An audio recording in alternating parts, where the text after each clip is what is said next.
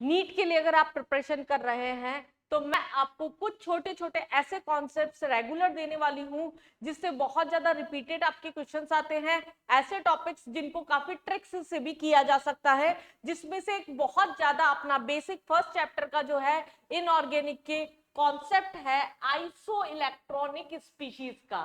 Iso electronic species किस तरह के इसके क्वेश्चंस आते हैं और किस तरह से इसे हम ट्रिक से कर सकते हैं, हम इस बारे में बात कर रहे हैं यहाँ पर। आइसो इलेक्ट्रॉनिक स्पीशीज बच्चा क्या होती है? ऐसी स्पीशीज अगर हम इसका संधि विच्छेद कर दें, बिल्कुल इसे ब्रेक करके अगर हम काम करें तो हम क्या बोल सकते हैं? ऐसी स्पीशीज जिसके सेम नंबर ऑफ इलेक्ट्रॉन्स होते हैं, आइदर कैटायन हो, एनायन हो, या फिर यहाँ पर कुछ भी हो, न्यूट्रल स्पीशीज हो। तो ऐसी स्पीशीज जिसमें same number of electron present होते हैं उसे हम बोलते हैं आइसो इलेक्ट्रॉनिक स्पीशीज। इसमें अगर आपसे सेट पूछा जाता है आइसो इलेक्ट्रॉनिक स्पीशीज का सेट क्या है तो बहुत आप इजीली बता सकते हैं, लेकिन अगर आपसे क्वेश्चन पूछा जाता है radio of iso electronic species mention नहीं करेगा, तब हम क्वेश्चंस को कैसे करते हैं?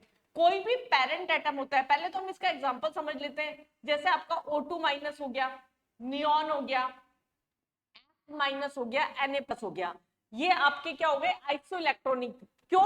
क्योंकि अगर हम बात करते हैं ऑक्सीजन की तो ऑक्सीजन का नंबर होता है 8 प्लस 2 किया 10, नियॉन होता ही 10 है, फ्लोरीन 9 प्लस 1 10 और सोडियम 11 माइनस 1 दैट इज 10। तो बेसिकली नंबर ऑफ इलेक्ट्रॉन्स अगर सेम आ रहे हैं तो हम इनके क्वेश्चंस जो रेडियाई के होते हैं वो effective nuclear charge, number of shells, इनसे नहीं कर सकते। तो उसके लिए हम ट्रिक समझते हैं। अगर कोई भी पेरेंट एटम होता है तो उसका साइज जो होता है अपने कैटायन के कंपेयर में क्या होगा? हमेशा यहाँ पर क्या होगा? कैटायन के कंपेयर में उसका साइज जो होगा हमेशा ज्यादा होगा।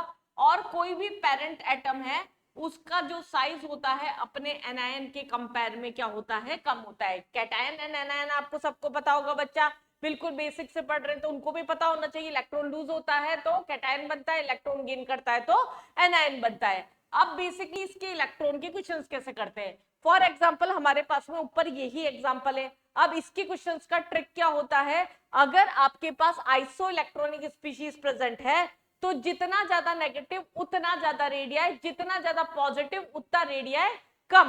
मतलब आपका इसका रेडियाई का ऑर्डर आपका क्या हो जाएगा? O2 माइनस का सबसे ज्यादा, देन F माइनस का, देन नियॉन का, देन Na+ का। ये हमारे पास में ऑर्डर हो जाएगा। या हम ऐसा भी बोल सकते हैं, अगर मैं इसे ट्रिक वाइज यहां पर लिख के दे दूं आपको, if isoelectronic species are present. पहले तो हमें चेक करना पड़ेगा कि आइसो इलेक्ट्रॉनिक स्पीशीज है भी या नहीं है।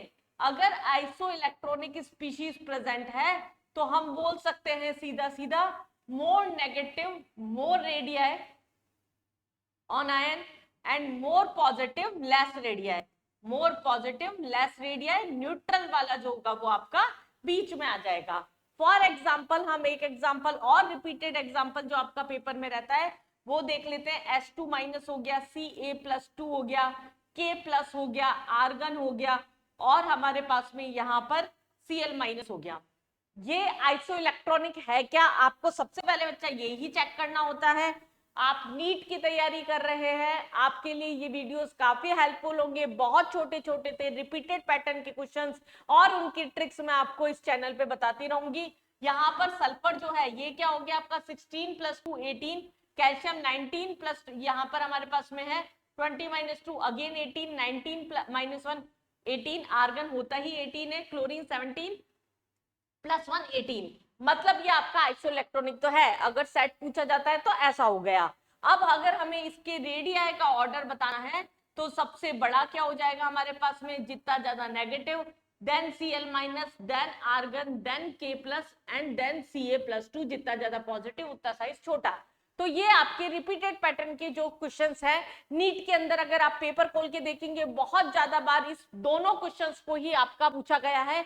इसमें एक आयन और डाल दिया जाता है यहाँ पर, जैसे Mg+2 भी अगर मैं डाल दूं यहाँ पर Mg+2, नंबर इसका भी 10 निकलेगा, ये इसके भी पीछे आ जाएगा। ये एक रिपीटेड पैटर्न का आपका क्वेश्चन हो गया। अब देखिए नीट का क्वेश्चन एक एग्जांपल के साथ बताती हूं मैं। The ions O2 - F - Na+, Mg+2 and Al+3। बस Al+3 हमारे पास नया आयन है। आर आइसोइलेक्ट्रॉनिक बता ही दिया क्वेश्चन में, नहीं भी बताता तो हमें पता होना चाहिए।